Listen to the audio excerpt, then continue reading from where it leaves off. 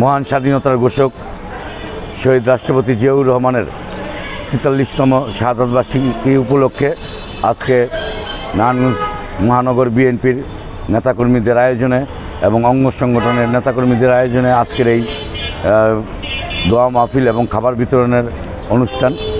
আমরা আজকের এই দিনে মহান স্বাধীনতার ঘোষক আমাদের নেতা শহীদ রাষ্ট্রপতি জিয়াউর রহমানকে শ্রদ্ধার সাথে স্মরণ করি, তার রুহের মাগফিরাত কামনা করি এবং আজকের এই দিনে আমরা আমাদের প্রিয় নেত্রী দেশনেত্রী বেগম খালেদা জিয়ার মুক্তি কামনা করি এবং সুস্বাস্থ্য কামনা করি।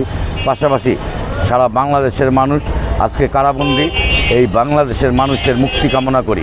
এই দেশের গণতান্ত্রিক অবস্থা ফিরে আসুক, আমাদের আজকের এই দিনে এইটাই প্রত্যাশা, এটাই একমাত্র কামনা।